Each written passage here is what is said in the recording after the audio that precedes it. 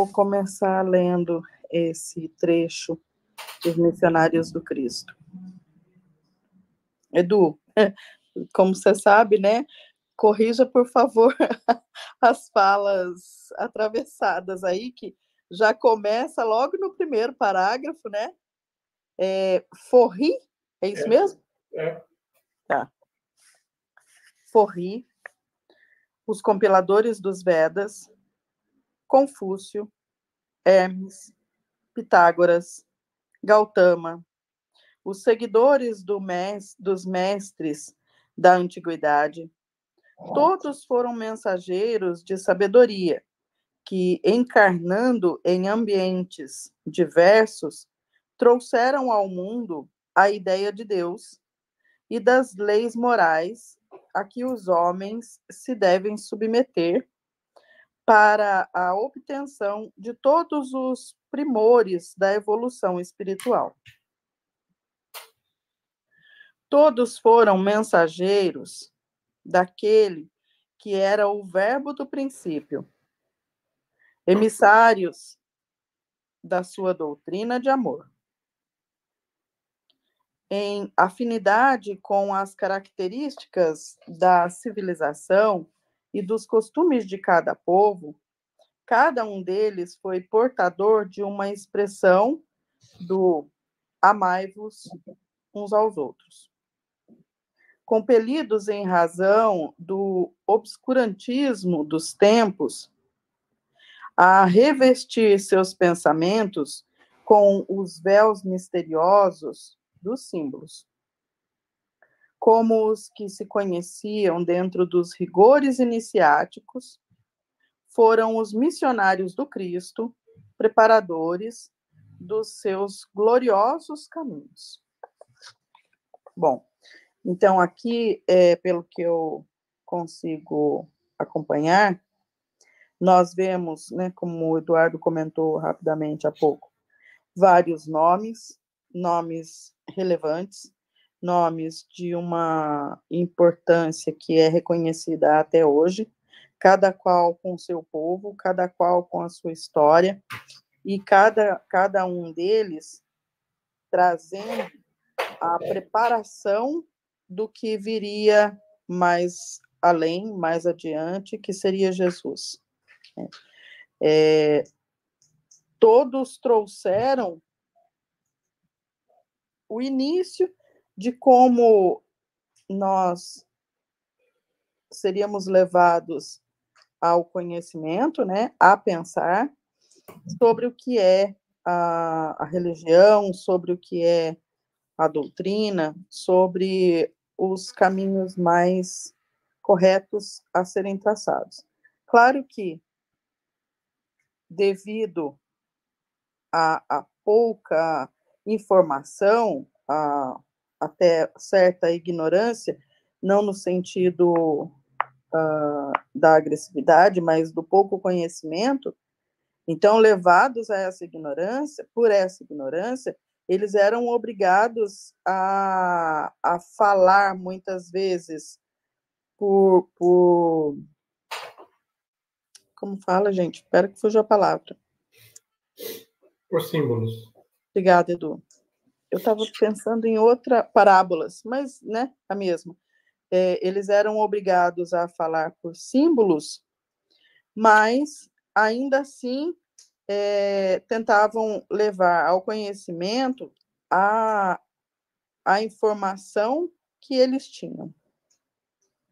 E, assim, tendo as dificuldades próprias da época e de cada povo, eles foram os missionários que prepararam o caminho para a vinda do Cristo. Acho que é isso. Acho que é isso mesmo, Ana. Assim, só no sentido de fazer, né, um enriquecimento aí à compreensão do texto, né, assim, Hermes, a gente viu muito de passagem, né, no A Caminho da Luz, que houve um Hermes Trismegisto, né, que significa Hermes 3 vezes mestre no Egito. Então, assim, além, né, assim, por exemplo, ele não mencionou aqui Sócrates, mas muito relevante, né, assim, vários tarefeiros que, como você bem pontuou, precederam Jesus. Mas não eram Jesus, né? Ele fala ali, né? Eram mensageiros daquele que é Jesus, né? Que era o verbo do princípio. Então, porque existem algumas publicações que confundem, por exemplo, o Buda com Jesus. São entidades diferentes. E a outra questão, né, assim, é quase que uma lembrança bem simples, porque ele menciona aqui, né, assim, as verdades conhecidas dentro dos rigores iniciáticos. Eu queria mencionar duas coisas, Ana. Uma, na Grécia, nos templos de Eleusis, que era onde Pitágoras lecionava, se mencionava o Deus desconhecido. Deus desconhecido é Deus, é o que hoje a gente chama Deus com D maiúsculo. E o desconhecido tem a ver com a dificuldade em nós descrevermos na linguagem humana. Então, eles chamavam, né, o Criador de o Deus desconhecido. Então, esse é quase que um detalhe para a gente ter uma cor, né, assim, desse entendimento de que eles falavam de verdades nos recintos. Por exemplo, na Grécia, então, se ensinava o politeísmo. E falando, né, sobre símbolos, se a gente lê a mitologia grega, ela é repleta de símbolos, mas é repleta. Por exemplo, né, o mito de Narciso, né, a pessoa que se apaixona pela própria imagem, né, ela representa muito, né, assim, de personalidades que nós conhecemos, né? Os narcisos de hoje. O mito de Sísifo, né? Assim, Sísifo é aquele que foi condenado a rolar a pedra montanha acima, e quando ele estava perto de alcançar o pico da montanha, a pedra rolava para baixo. Então, um símbolo, né, que para muitos, né, assim, que se condenam a um esforço repetitivo, mas sem uma conquista real.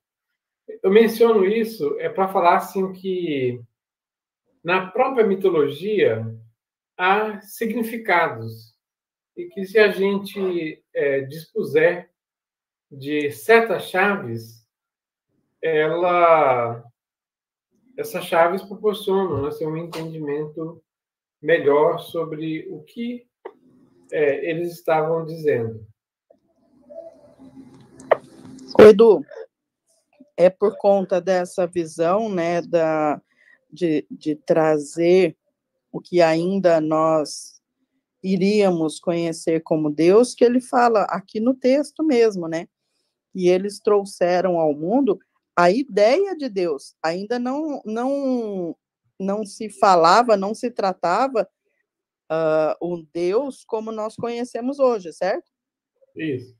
Assim, para o povo, né, assim, por exemplo, na Grécia, a gente conhece a mitologia grega, aí aqueles deuses com defeitos absolutamente humanos, né? Mas, como eu disse, assim, carregados de símbolo. Só que a realidade, né, da criação divina, ela estava escondida nos templos de iniciação. Ótimo. Bom, podemos continuar? Acho que sim. Xará, quer ler um pouquinho? Não, Adriano levantou a mão. Ah, Oi, Adriano.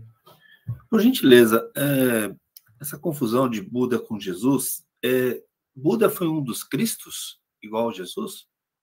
Não, é por isso que eu quis explicitar isso, porque tem um certo livro que essa confusão é feita. Não, definitivamente, né, o Buda Gautama, Siddhartha Gautama, que é o Buda, ele era um mensageiro de Jesus, né, um espírito evoluído, sem dúvida, mas ele era da falange, né, assim, que se reportava a Jesus. Por isso que o item, né, é explicitado como os missionários do Cristo. Perfeito. Isso a mesma coisa foi Hermes Trismegisto e o... Todos. O Confúcio, Forri, Pitágoras e Buda Gautama. A outro também que fez uma outra religião, como chama? Acho que é indiano. Há um nome também. A gente falou sobre ele recentemente, de uma das obras védicas. É um príncipe.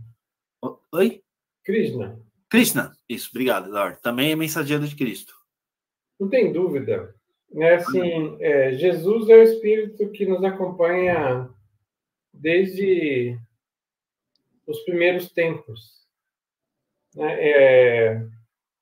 São todos, né, espíritos que a gente mencionou aqui, e não mencionamos todos, bastante evoluídos, mas não eram Jesus.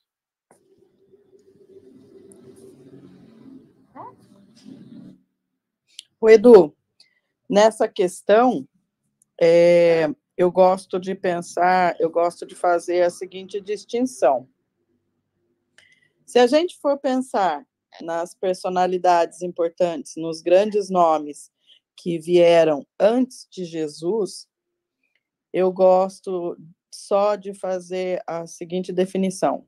Eles vieram para preparar o caminho para a chegada de Jesus. E se formos olhar todas as personalidades que vieram depois, grandes espíritos muito evoluídos, eu digo que eles fazem parte da equipe do nosso mestre maior, mas que ele é único. Você fez um bom resumo.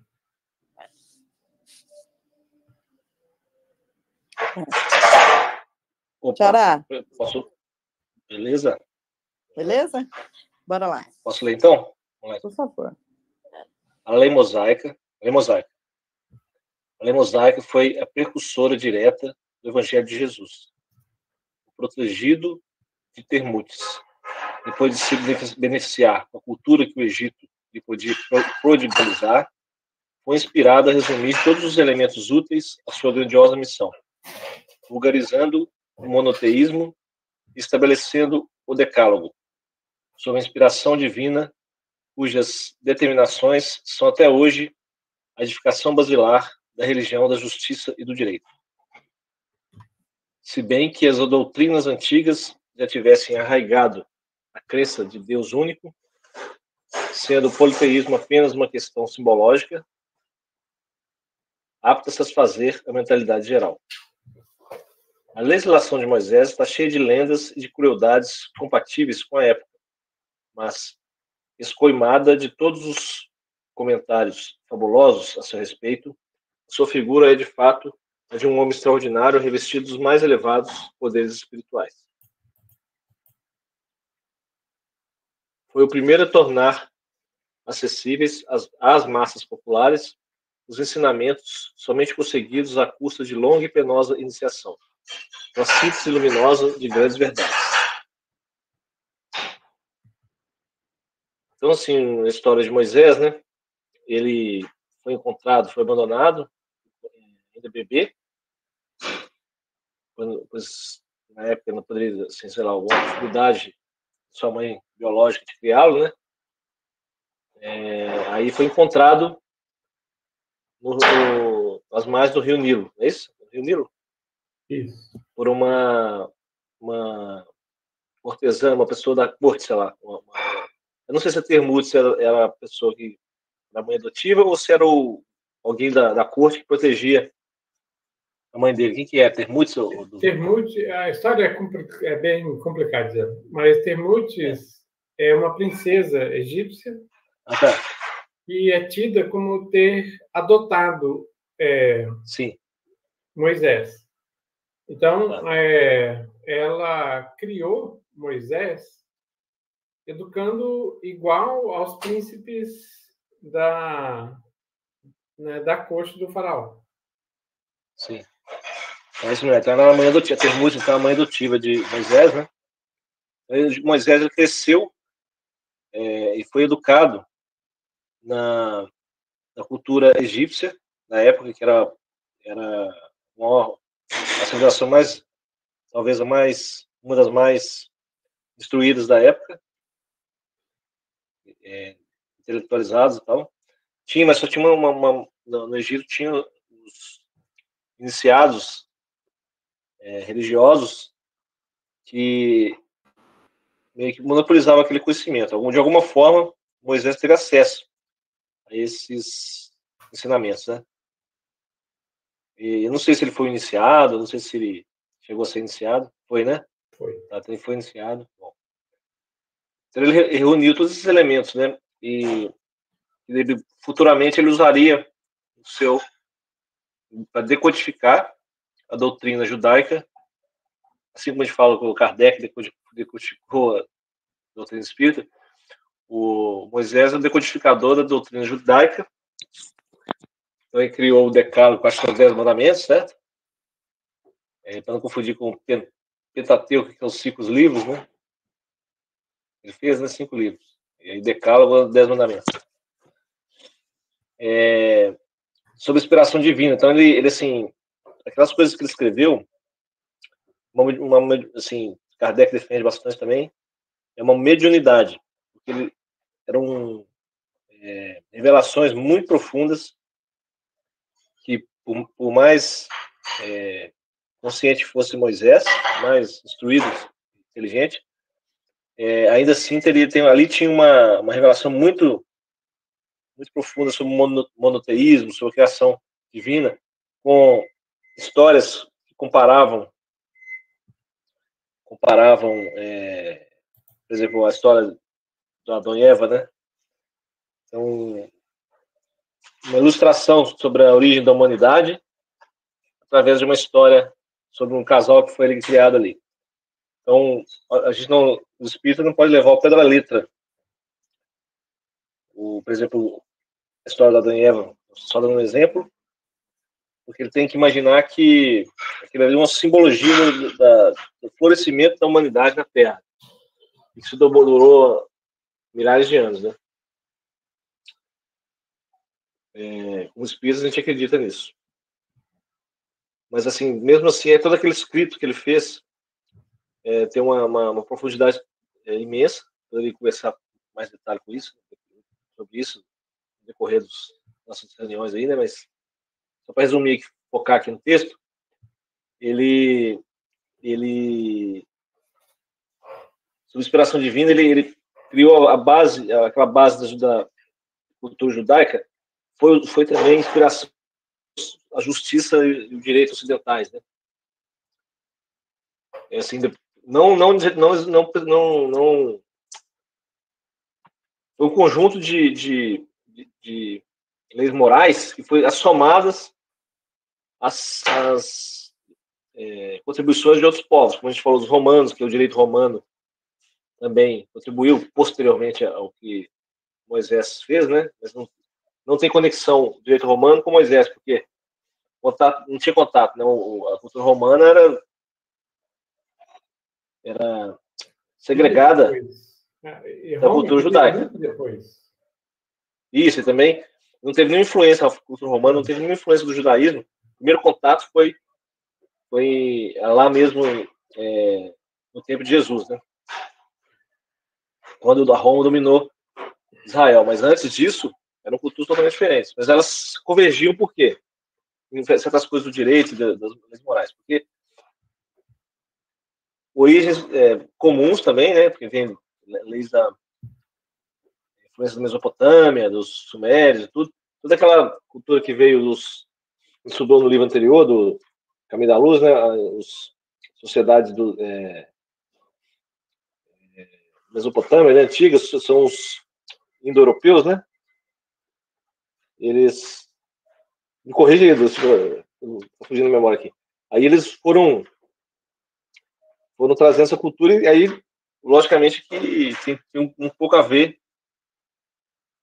as leis do direito, elas são parecidas. Converge um pouco para a mesma coisa, né? E falou assim, então, antigamente também existia uma noção do monoteísmo, mas assim, que fala aqui, né? Certas doutrinas antigas já tinham regado a crença no Deus único. Algumas doutrinas já acreditavam em Deus único. Então, o judaísmo não teria sido a primeira, como está dizendo aqui, né, pelo Emmanuel. Mas foi a cultura escolhida para um berço da revelação de Jesus. Então, embora Jesus ampare toda a humanidade, ele escolheu o berço do judaísmo para vir e somar a sua doutrina, que hoje rege nossa fé, né? Então, vamos ver aqui para frente. E assim, existem várias lendas. Não, volta um pouquinho, Edução, por favor. Então, existem várias lendas. Então, a lei mosaica tinha várias nuances que fizeram do judaísmo uma religião muito cruel na punição daqueles que eram infiéis, né? Eles consideravam infiéis, ou de outra religião. Não, de outra religião não, que eram infiéis da própria religião que traíam a fé deles. Então, e também tinham penas bem cruéis para quem cometia delitos, né? Então, assim, foi considerado assim meio cruel, uma certa crueldade. Tá falando com essas palavras aí, lendas de crueldades compatíveis com a época. Então, Moisés, por esse aspecto, a lei mosaica teria certas crueldades. Então, o que isso sugere aqui o livro é que chamam de lendas. Então, sugere que muitas coisas talvez tenham sido distorcidas. O que Moisés pregou de verdade, né? Isso que eu entendi aqui. E, de certa forma, foram amplificadas. Então, Moisés falou uma coisa, eles foram colocando aquela com mais rigor e mais crueldade que ele falou. Então, talvez tenha distorcido. Eu acho que eu entendi isso. Aí, indo para frente aí, mas aí fala que ele é um mistério extraordinário, missionário de Deus. Foi o primeiro a tornar acessíveis as massas populares, né, os ensinamentos que ele só era acessível para os iniciados, assim como ele, que teve a oportunidade, como a gente comentou aqui agora, que teve a oportunidade de se tornar um iniciado também, né, para ter acesso a essas informações do cultura egípcia. Bom, aí, Edu, se puder me ajudar aí, ou Ana, por favor. Ô, Xará, okay. Olha que legal. Edu, bem rapidinho. Você comentou, né, sobre a questão da mediunidade por ocasião do decálogo. Vem antes, né? Olha que interessante. Logo no comecinho, se a gente for olhar com mais atenção para o primeiro parágrafo ali, ele já fala, ó, foi inspirado a reunir todos os elementos que seriam úteis para a sua caminhada. Então, eu vejo, né, Edu, que me corrija, que essa inspiração já era algo vinda dos espíritos superiores, relacionadas à mediunidade dele. Então, desde que ele começa a talvez meditar, Edu, porque não dá para a gente falar até então que ele trabalhava a mediunidade como a gente conhece, mas eu já ouvi dizer que ele meditava muito, né? Ele pensava muito. Então, talvez desde o momento em que ele começa a se dedicar mais a esses momentos de meditação, de reflexão, ele começa, então, a ser inspirado a respeito do que ele iria precisar para a missão que ele tinha a cumprir, né? E um outro detalhe que eu acho interessante, que me chama a atenção, é quando eles dizem, né, sobre as lendas da crueldade, é porque eu acredito que quando Moisés entrega o decálogo, o povo estava completamente perdido. Então, as falas, talvez com um pouco mais de exatidão, um pouco mais de algo mais pontual, pode ter sido distorcida como uma crueldade. A gente sabe que a lei da sociedade na época, ela era sim cruel, como punição às falhas e às faltas. Mas não acredito que a partir do momento em que ele começa a trazer os ensinamentos que só era possível aquele que era iniciado, né? E ele começa a trazer esses ensinamentos para todos que quisessem ouvir, não acredito que tivesse excesso nenhum ali. Era mais só dentro da severidade, claro, mas era só o amor. Era só trazer a preparação realmente para o Cristo que viria depois.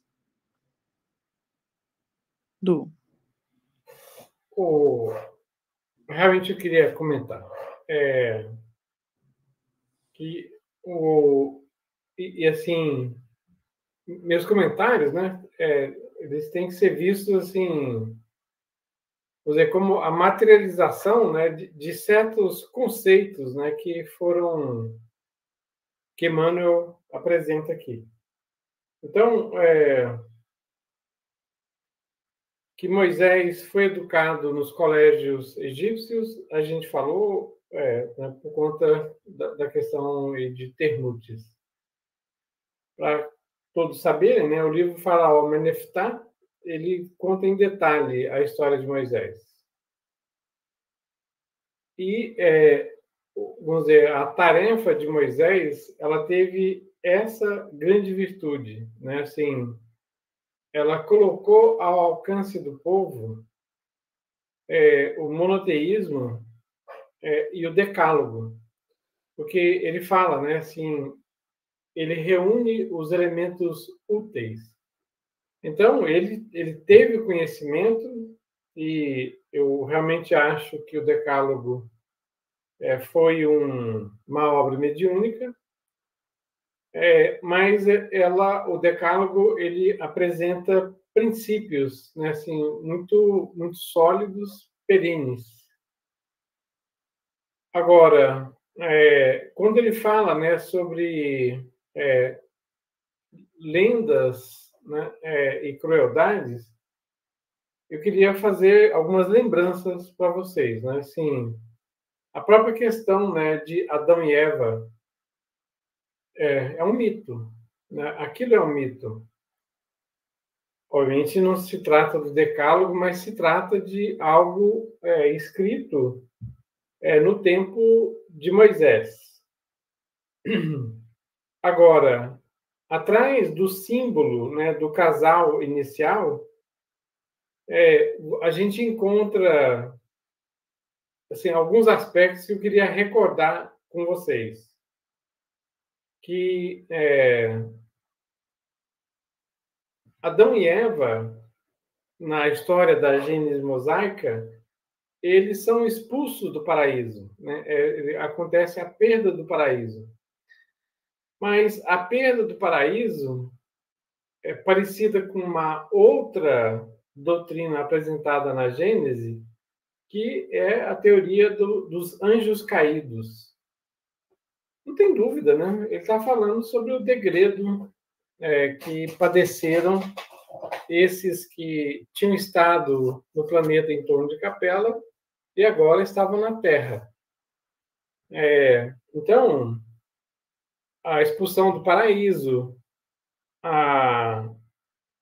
anjos caídos, né, assim, fazem a representação, hoje fica para nós bastante mais claro, de que,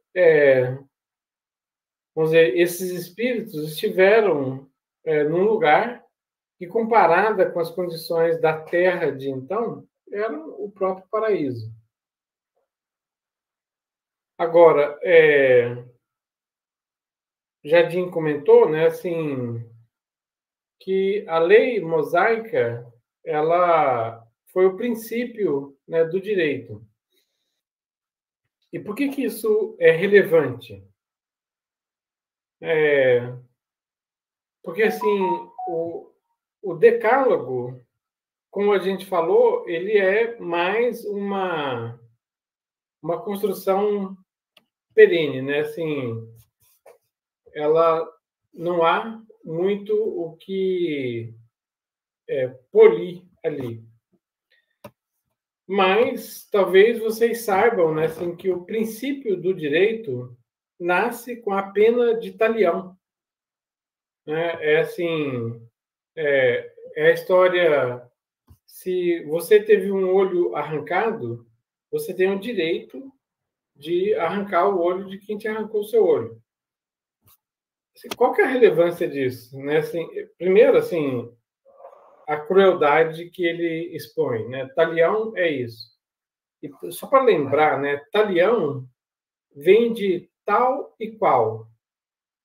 Então, é por isso que é chamada a pena de talião. E muito importante é que, assim, haviam classes bem estabelecidas, né? Haviam os escravos, né? Os próprios judeus tinham sido escravizados no Egito. E então assim, o nobre, o faraó, ele podia fazer o que ele bem entendesse, né? Sem ter o risco de sofrer uma penalidade. Com a chegada de Talião, isso muda. Porque, assim, se você arranca a mão do vizinho, o seu vizinho tem direito a arrancar a sua mão. Então, assim, coloca um princípio de igualdade. Isso pode soar cruel, mas, naquele tempo, isso, por si só, representava um avanço.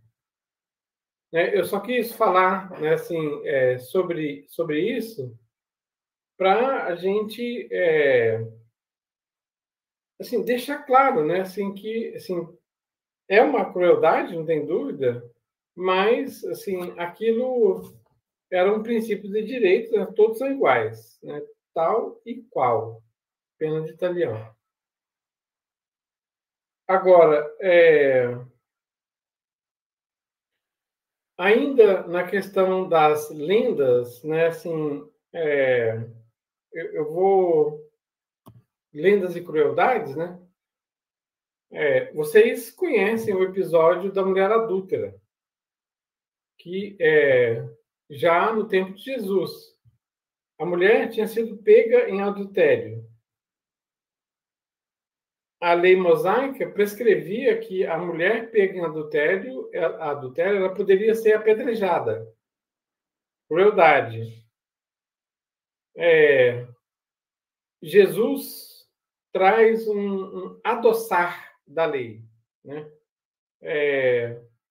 O apedrejamento era, sem dúvida, né, assim, uma dessas crueldades. Mas na questão das lendas, né, então assim, um exemplo, né, assim, para a gente ter claro, 2 exemplos, aliás. Um é lavar as mãos. Hoje, né, depois da nossa pandemia, da Covid, todo mundo sabe muito bem para que é preciso lavar as mãos. Mas Moisés colocou o lavar as mãos como um princípio religioso. É por isso, né, que os fariseus acusavam Jesus de comer sem lavar as mãos. Eles perseguiam Jesus, né? Assim, eles próprios se viam acuados por Jesus. Então, esse pedaço está na área da lenda, porque é assim, tendo vivido algumas gerações no regime de cativeiro no Egito, eles perderam certas noções de higiene. E Moisés, então, fez com que certos princípios, como, por exemplo, lavar as mãos, fosse uma lei religiosa. Então, lenda. Outro princípio que vocês certamente conhecem, porque Moisés, ele coloca como uma das suas leis de não evocar os mortos. Eu já fiz esse comentário aqui e ali, né, que é assim, ó, se ele coloca como lei que não se pode evocar os mortos, primeiro é que isso é possível. Porque senão, por que colocaria uma lei de não evocar os mortos? É possível. A outra, né, assim, bastante relevante, é que assim, no Egito se conhecia a mediunidade. E como se conhecia a mediunidade, a prática mediúnica se tornou algo corriqueiro, doméstico. E o que Moisés quis com a lei de não evocar os mortos foi exatamente disciplinar, né, coibir abusos. Mas, mais uma vez, lenda. Né? Assim, tanto é que a gente vê no Antigo Testamento, o próprio Moisés conversava com Jeová. Não tem dúvida que era o dom mediúnico na prática. Fala, Valdemar. Desculpa entrar de mansinho. Aquela travessia do Mar Morto ali, depois de ter soprado a noite inteira, bastante forte, e era uma maré baixa, aquilo lá também não foi um mito, não? Uma travessia. No solo seco, né? Então, é um mito, é uma lenda, né? E o livro Faraó Menestá, ele conta, né, assim, que realmente houve uma maré muito baixa e talvez a única coisa, eu acho que é o Mar Vermelho. Mas teve uma maré muito baixa e Moisés, ele havia aprendido a fazer a previsão das marés. Então, ele se aproveitou e fez a travessia do Mar Vermelho, né, e a confusão dos exércitos, né, do faraó, porque os carros, as bigas, eram pesadas e elas afundavam no lodo, né, do fundo do mar. E eles pereceram ali, né, porque a maré passou. Eles não conseguiram atravessar o mar. Alguns, muito poucos, fizeram a travessia e Moisés ordenou que eles voltassem ao Egito para contar o que havia acontecido. Ali, o faraó e seu exército pereceu. Mas a gente estava falando, né, assim, sobre a questão das lendas. E era isso, né, assim, a própria questão, né,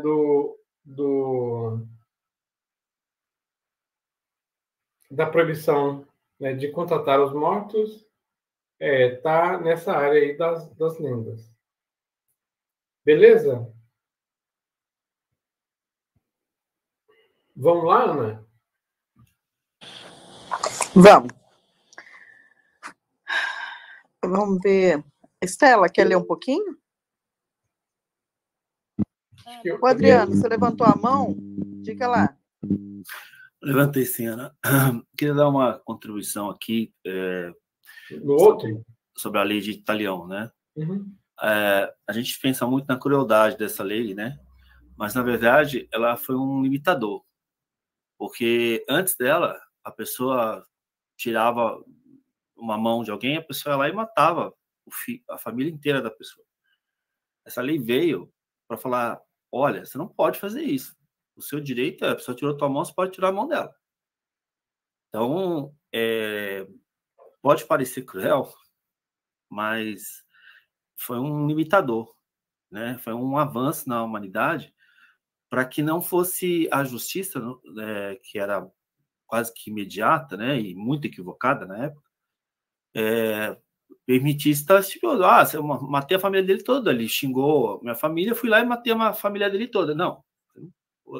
O máximo que você pode fazer se teve um familiar xingado, ofendido, é ofender o familiar dele.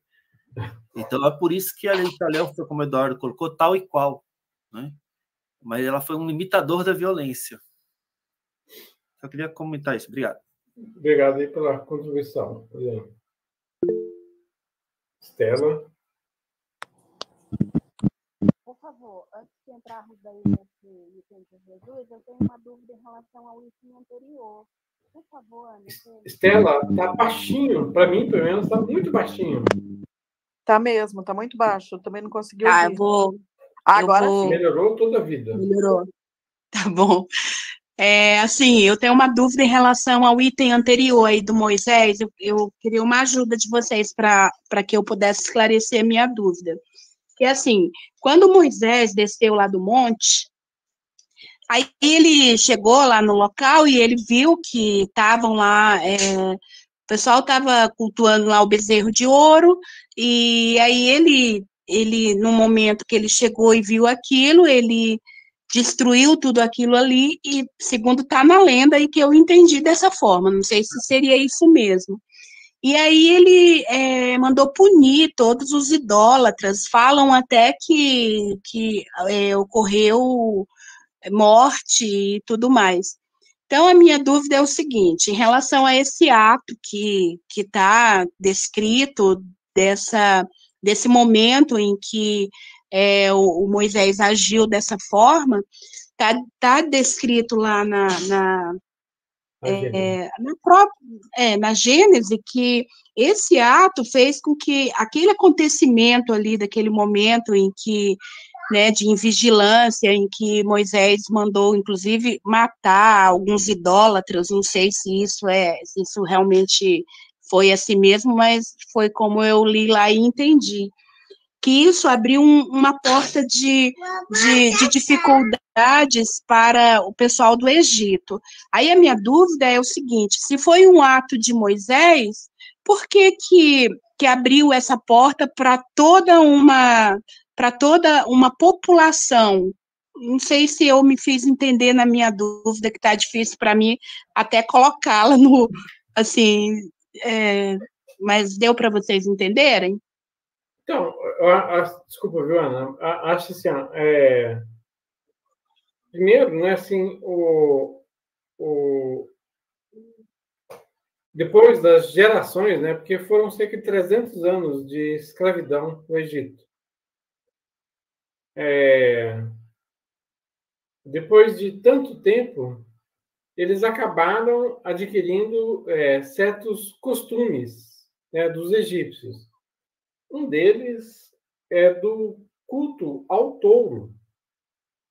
Né? Então, assim, só para lembrar, E aí, então, Moisés estava demorando para retornar e a vontade, né, assim, de uma adoração a algo material predominou nos espíritos. E eu não sei dizer se a reação de Moisés que está descrita, se ela se trata de uma lenda ou não. Mas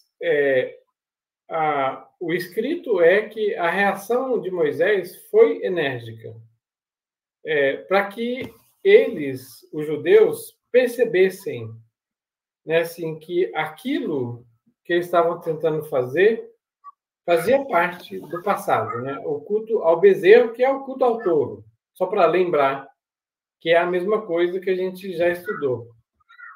E assim, Estela, se a gente for recordar um pouco mais, porque no culto ao touro se imolava crianças. Então, assim, existia a questão da evolução do entendimento sobre Deus, aqui, né, o Deus único, na proposta mosaica, que é correspondente ao que nós entendemos ser a realidade, mas também, né, assim, uma evolução muito significativa, porque o touro cultuado, né, o Jardim comentou, né, na Suméria, ele demandava o sacrifício de crianças. É só para a gente mencionar assim, que isso, o culto ao Deus único, era por si só uma evolução do pensamento tremenda, mas também com a civilização também saindo da barbárie, porque eu acho que eu comentei mais de uma vez com vocês, né? Assim, nessa imolação de crianças, eles eram caridosos, porque fazia-se uma estátua grande de um touro de bronze e que tinha compartimentos. Então, um deles, eles colocavam lenha para queimar, para arder, e a criança era narcotizada e colocada no outro compartimento. A criança morria queimada por causa da temperatura. O fogo estava no outro compartimento, mas o touro era metálico. Então, eles faziam isso no culto ao touro. Ou seja, de certa forma, né, assim, a barbárie do pensamento, ela invadia a prática religiosa. E o que Moisés propunha era muito avançado para aquela época, né? Então, assim, o que eu quis te dizer? Que a reação enérgica de Moisés fazia todo sentido para que aquele povo, e depois, né, nós ocidentais como herança, saísse daquela prática. Fez sentido a resposta? Sim. Sim. Talvez Ana e Estela, né, assim, talvez fosse razoável fazer um parágrafo só. Edu, eu pensei, né, porque falta 1 minuto. Na verdade, eu fiquei aqui agora pensando, eu tenho uma dúvida, vai distanciar um pouco, talvez, mas não muito. Se você achar que não procede, ok. Pensando no quanto Moisés era inspirado e o quanto ele coloca em prática essa mediunidade que ele trazia, eu posso dizer também que E assim, antes, uma ressalva, né? O povo já caminhava com Moisés há muito tempo, já estava no seu convívio há muito tempo. E quando ele sobe ao monte, então eles se perdem e se lançam aí nessa adoração. Então, ok. Pensando nisso tudo, eu posso dizer que alguns do povo, os que levaram essa ideia adiante, também foram influenciados por uma espiritualidade inferior que quisesse, na época, atrapalhar a vinda do decálogo e tudo que viria depois?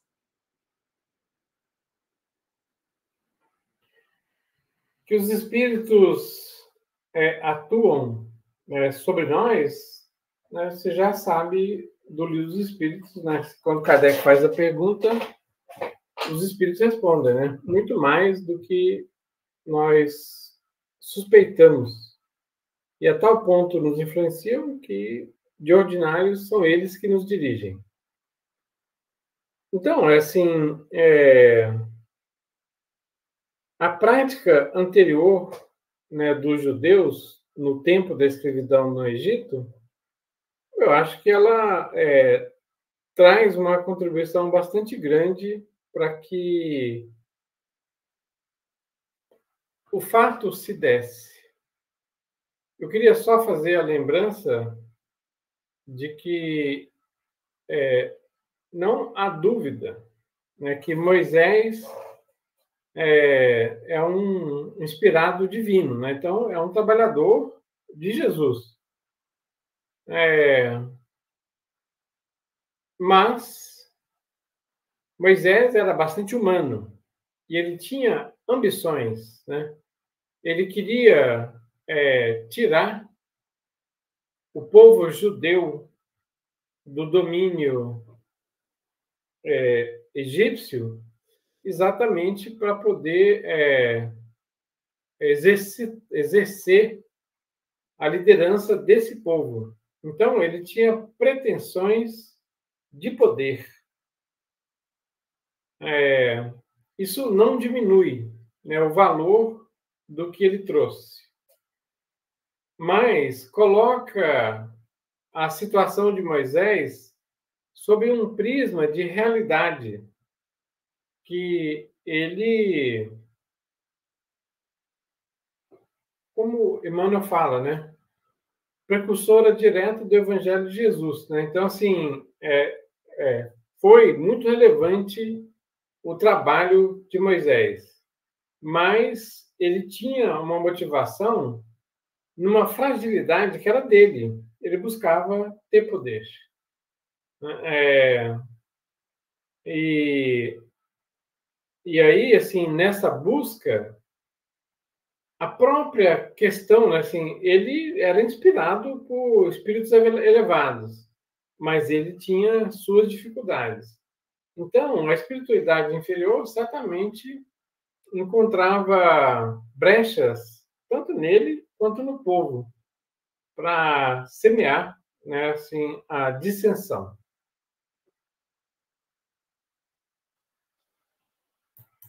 Ok?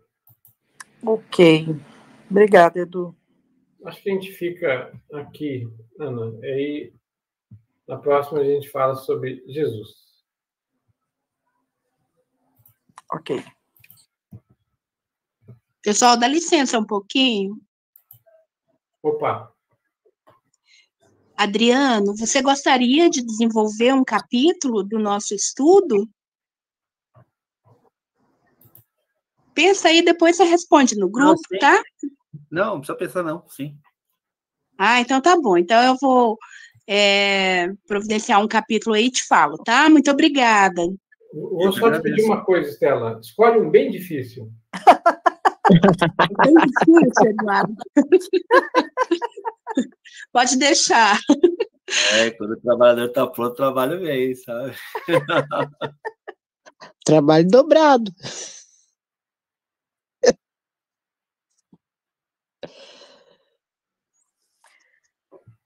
É isso? É isso aí. Edu, faz a prece para a gente. Eu posso fazer? Estela, gostaria de fazer a prece? Eu poderia, mas não sei, você que sabe, Eduardo. Eu poderia, sim. Pode. Ainda não falei sim. Então, tá bom. Então, Ana, me permita. Com certeza, claro, minha amiga. Vamos lá. Então, tá bom. Então, vamos, pessoal, depois dessa oportunidade que tivemos aí, de aprendermos mais um pouquinho, e foram ensinamentos tão valiosos, né? Vamos agradecer, então, a espiritualidade amiga por esse momento aí que tivemos de estudo, de reflexões, de tanta serenidade, que nós possamos pedir ao Mestre Jesus que permita abrir nossos ouvidos para a gente escutar a voz desses nossos benfeitores, amigos espirituais, que trouxeram para nós hoje todas essas intuições, que ajudaram a nossa amiga Ana a passar os ensinamentos para a gente, que a gente possa, então, com esse objetivo de ouvir o mais alto, de ouvir a espiritualidade que nos orienta, abrir espaço nos nossos corações para todos esses entendimentos que tivemos hoje, que possamos, sobretudo, colocar em prática no nosso dia a dia durante essa semana, e assim que a gente possa, então, agradecer mais uma vez por esse momento de amor e de luz, e encerrar essa nossa reflexão da noite, dando graças a Deus, dando graças à espiritualidade amiga, dando graças a Jesus por mais esse momento, que possamos estar novamente todos reunidos em nome do Cristo no próximo domingo, e que assim seja. Muito obrigada. Graças a Deus. Um beijo, crianças. Obrigado, gente. Um beijo, pessoal. Até semana que vem, se Deus Boa noite, quiser. pessoal. Boa semana para todos. Boa noite. Boa noite. Valorizar.